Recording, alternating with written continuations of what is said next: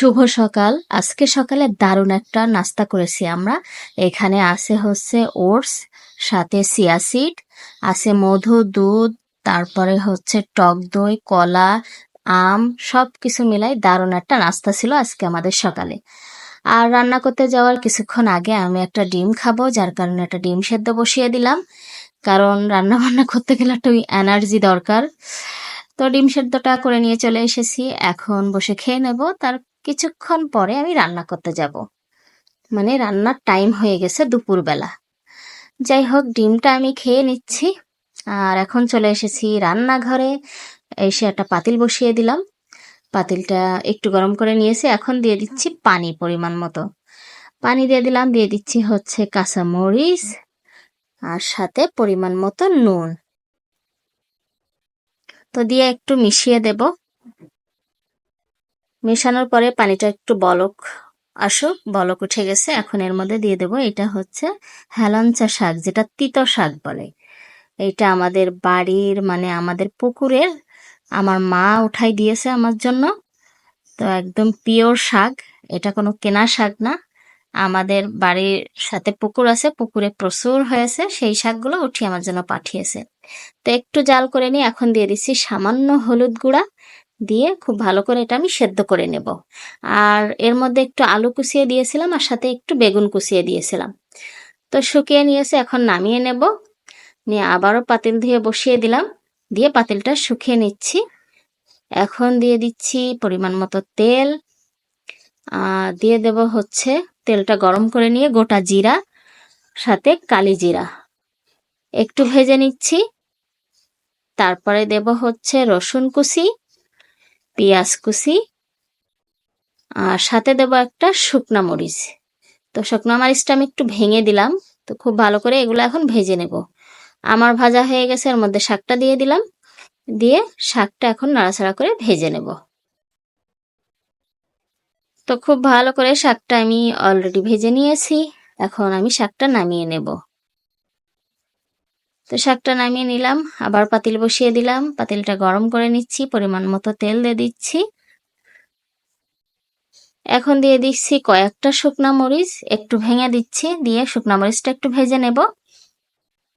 শুকনা মরিচটা ভাজা হয়ে গেছে, এর মধ্যে দিয়ে দিলাম গোটা জিরা, সাথে কালি জিরা, ভালো করে ভেজে নিয়েছি। এর মধ্যে দিয়ে দিচ্ছি পেঁয়াজ কুচি, আর সাথে রসুন কুচি, দিয়ে আবারও খুব ভালো করে এটা আমি ভেজে নিচ্ছি।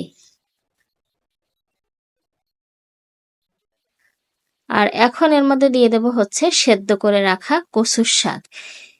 এটা আমি আগের দিন সেদ্ধ করে রাখছিলাম, এটাও আমাদের বাড়িতে একদম আমাদের পুকুর পাড়ে পিওর কচুর শাক।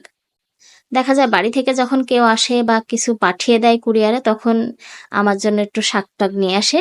আর এগুলো তো একদম পিওর শাক, মানে কিনে খাওয়ার থেকে বাড়ির কোনো সার মাটি ছাড়া এই শাকগুলো যে কতটা পিওর সেটা তো সবাই জানেন। তো শাকটা ভেজে নামিয়ে নিলাম।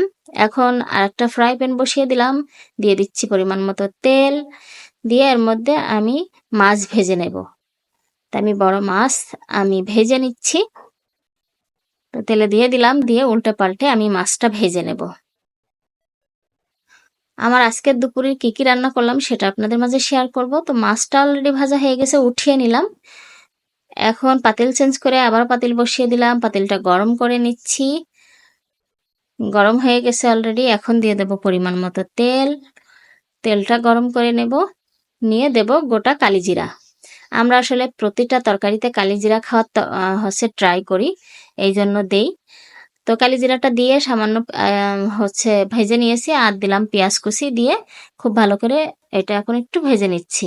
এর মধ্যে দিয়ে দিচ্ছি আমি ফালি করে রাখা কাঁচামরিচ, দিয়ে সবকিছু একটু মিশিয়ে নিয়ে এর মধ্যে একটু পানি দিয়ে দিলাম। আর এখন দিয়ে দিচ্ছি আদা রসুন বাটা, জিরা বাটা, তারপরে হচ্ছে পরিমাণ মতো নুন, হলুদ গুঁড়ো, সাথে ধনিয়া গুঁড়ো, সব কিছু দিয়ে এখন ভালো করে কষিয়ে নেব। তো এটা নেড়ে ছেড়ে বারবার করে কষিয়ে নিচ্ছি। তো আমার কষানো হয়ে গেছে, এর মধ্যে দেব হচ্ছে কেটে রাখা বেগুন, আলু,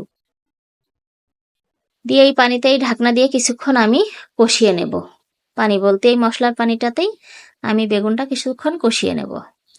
তো আমি ঢাকনা দিয়ে দিলাম, দিয়ে কিছুক্ষণ পরে ফিরে আসছি। দেখেন খুব সুন্দরভাবে কিন্তু কষানো হয়ে গেছে। এর মধ্যে এখন দিয়ে দেব পানি।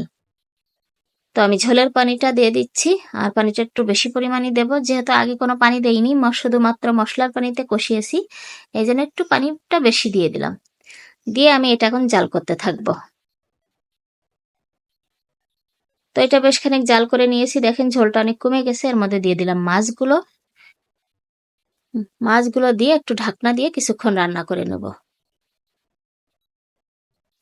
তো দেখেন অনেকটাই ঝোল কিন্তু কমে গেছে, আমার প্রায় হয়ে আসছে।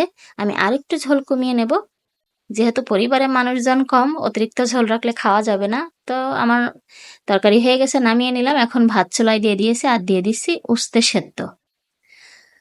তো ফাইনালি রান্না বাড়া শেষ। কি কি রান্না করলাম দেখিয়ে দিই। বেগুন দিয়ে মাছ দিয়ে রান্না করেছি, হালাঞ্চা শাক ভাজি করেছি, সাথে কচুর শাক ভাজি করেছি। এই ছিল আমার আজকের ভিডিও। কেমন লেগেছে সবাই কমেন্ট করে জানাবেন। ভালো থাকবেন। আল্লাহ হাফেজ।